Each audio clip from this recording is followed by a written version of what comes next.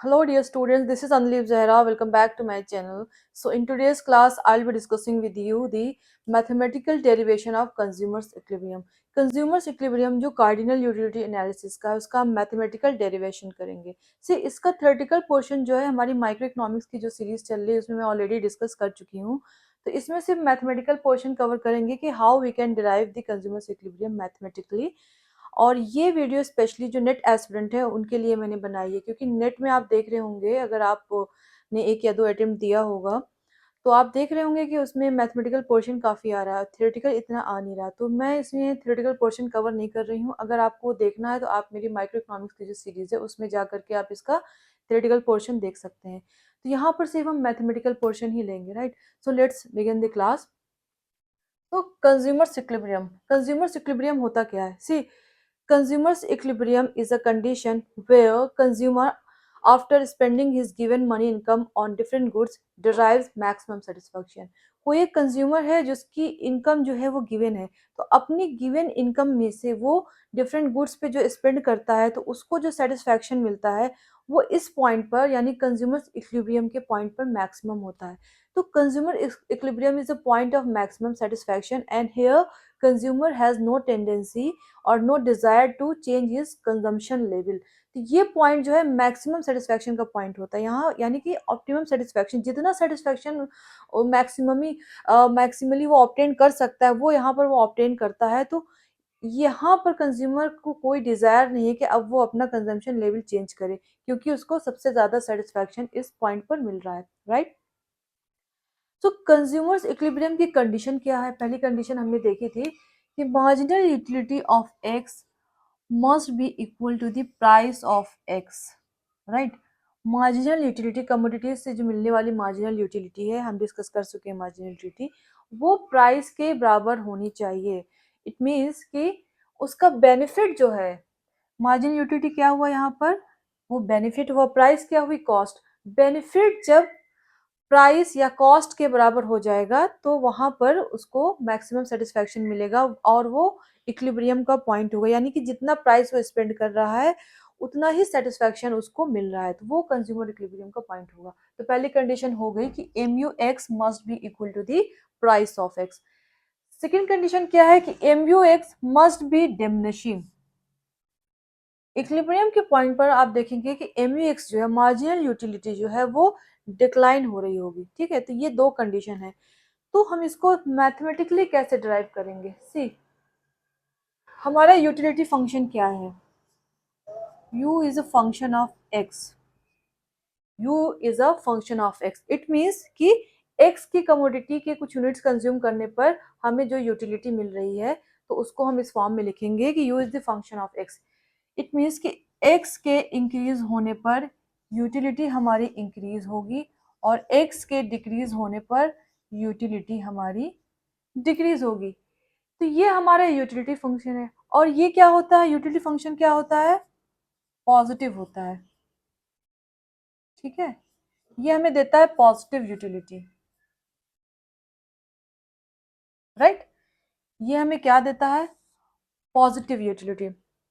Now the question is कि अगर हम कमोडिटीज को परचेज कर रहे हैं, स्पेंड कर रहे हैं, खरीद रहे हैं, तो उस पर हमें कुछ एक्सपेंडिचर भी करना पड़ेगा, कुछ स्पेंड भी करना पड़ेगा ना, तभी तो हम कमोडिटी को परचेज करेंगे और तभी हमें सेटिस्फैक्शन मिलेगा, राइट.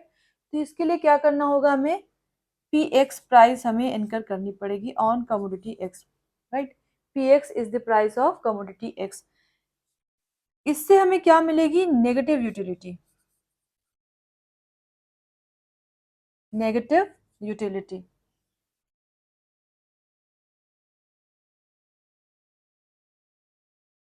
राइट. हमने एक्स कमोडिटी को परचेज किया तो हमें कुछ इनकम फॉरगो करनी पड़ी, हमारी इनकम जा रही, इनकम हमारी कम हो रही है, तो इससे हमें क्या होगी? नेगेटिव यूटिलिटी मिलेगी, ठीक है. तो कंज्यूमर यहाँ पे क्या करना चाहेगा? कंज्यूमर अपनी यूटिलिटी को मैक्सिमाइज करना चाहे. कंज्यूमर क्या करना चाहेगा? नेट यूटिलिटी अपनी मैक्सिमाइज करना चाहेगा. क्या करना चाहेगा? नेट यूटिलिटी को मैक्सिमाइज करना चाहेगा. Net utility,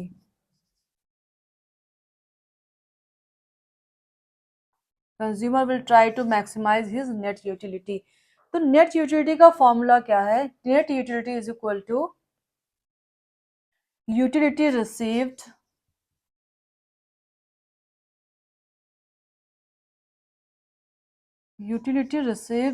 minus utility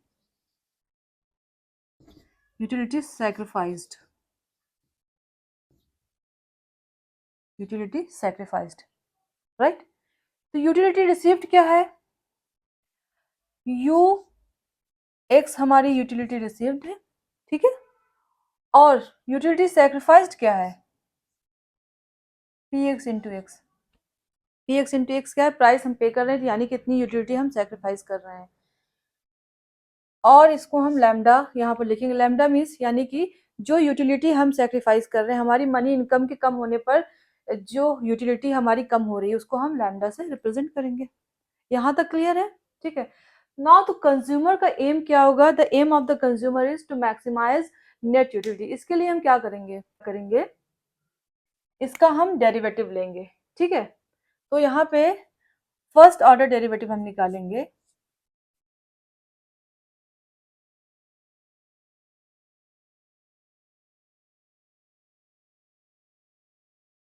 first order derivative, partial differentiation के लिए फर्स्ट ऑर्डर डेरिवेटिव निकालेंगे। तो नेट यूटिलिटी को हम लिख सकते हैं एन यू के फॉर्म में।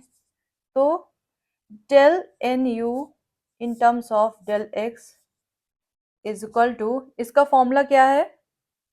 नेट यूटिलिटी का फॉर्मूला क्या है? U X. तो del U X in terms of X, X के टर्म में डिफरेंशिएट करेंगे, minus lambda P X into x.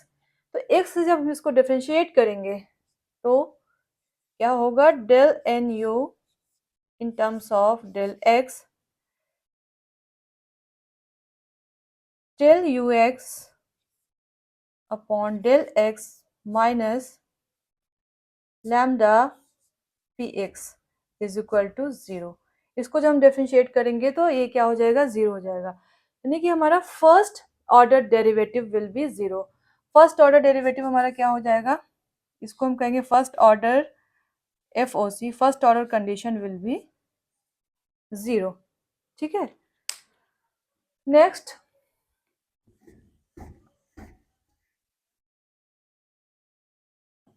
Now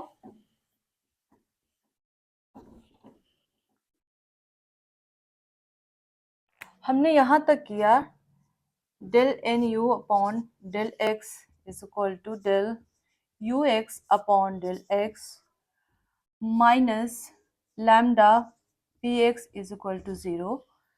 so हम राइट हैंड साइड से ले जाएंगे del U X upon del X is equal to, इसको उधर ले जाएंगे राइट हैंड साइड तो ये प्लस हो जाएगा P x. Now what is this? ये डेल यू एक्स क्या है? ये हमारी ग्रॉस यूटिलिटी या टोटल यूटिलिटी है। तो इसको जब हम डिफरेंशिएट करेंगे तो हमें क्या मिलेगा? मार्जिनल। टोटल को जब हम डिफरेंशिएट करेंगे तो हमें क्या मिलता है? मार्जिनल। तो इसे हम ऐसे लिख सकते हैं, ये क्या है? Delta U upon delta x, यानी ये हमारी मार्जिनल यूटिलिटी है। एक्स के चेंज होने से हमारी यूटिलिटी में कितना चेंज आ रहा है, वही तो हमारी मार्जिनल यूटिलिटी है, राइट। एक्स के चेंज होने में, यानी कि जो हम लिखते हैं delta T U upon delta X, यही तो है। ये क्या है? हमारी मार्जिनल यूटिलिटी ऑफ एक्स है, राइट। तो इसको हम ऐसे लिख सकते हैं, we can write it like this, M U X is equal to lambda px, right? We can write it like this, isn't it? Now px हम इधर लाते हैं, mux upon px is equal to lambda, और lambda is equal to mux upon px। यही तो हमारी equilibrium condition है। Lambda यहाँ पे क्या है? Marginal utility of money. हम इसको ऐसे लिखते हैं, इक्विलिब्रियम कंडीशन को दो तरीके से लिखते हैं। एक तो हम ऐसे लिखते हैं mux is equal to px into marginal utility of money या अगर हम मार्जिनल यूटिलिटी ऑफ मनी ना भी लिखें, सिंपली इतना भी लिखें तो भी हमारी इक्विलिब्रियम कंडीशन होगी। या हम इसको इस तरीके से भी लिख सकते हैं, M U X upon P X is equal to M U M, right, marginal utility of money. तो ये लैम्डा यहाँ पे क्या है, lambda is the marginal utility of money, right. तो this is our equilibrium condition. इसको हम इस तरीके से भी लिख सकते हैं या हम इसे इस तरीके से भी लिख सकते हैं, ठीक है। तो ये हमारी फर्स्ट ऑर्डर कंडीशन हो गई, ठीक है। सेकेंड ऑर्डर कंडीशन क्या होगी, सेकेंड हमारी कंडीशन क्या थी कि margin utility must be declining. तो हम सेकेंड ऑर्डर डेरिवेटिव निकालेंगे इन terms of x,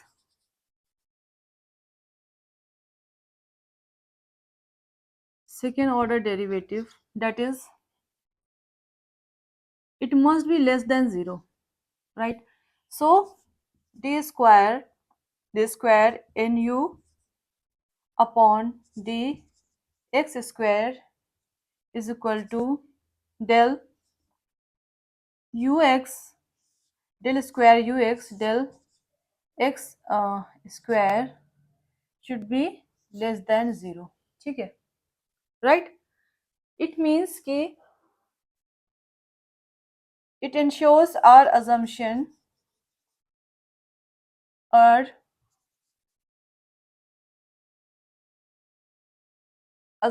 of diminishing marginal utility,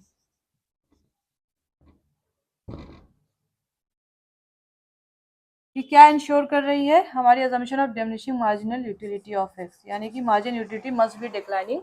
first point तो ये हो गया। सेकेंड क्या इंश्योर कर रही है कि marginal slope of marginal utility,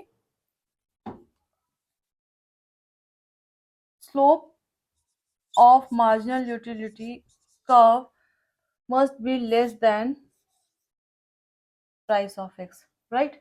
तो ये दो कंडीशन फुलफिल कर रही, तो ये हमारा सेकेंड ऑर्डर डेरिवेटिव हो गया और ये सफिशिएंट कंडीशन है, right. First one was the necessary condition और this is the sufficient condition. तो ये हमारी दोनों कंडीशन फुलफिल हो गई। वहां पर हमने फर्स्ट ऑर्डर डेरिवेटिव जब निकाला तो M U X was equal to P X, यानी कि मार्जिन यूटिलिटी प्राइस के बराबर हो रहा, तो वो हमने मैथमेटिकली प्रूव कर लिया, ड्राइव कर लिया। सेकेंड कंडीशन की marginal utility of x must be diminishing, तो ये कंडीशन भी यहाँ पर पूरी हो रही है। तो this is the mathematical derivation of consumer equilibrium. I hope ये आपको क्लियर हो रहा होगा। मैं अगली क्लासेस में नेक्स्ट और वीडियोस अपलोड करती रहूँगी, जो भी इंडिफरेंस कर्व का मैथमेटिकल डेरिवेशन, उसके कंज्यूमर इक्विलिब्रियम का मैथमेटिकल डेरिवेशन। तो please do like and subscribe my channel. Thank you very much.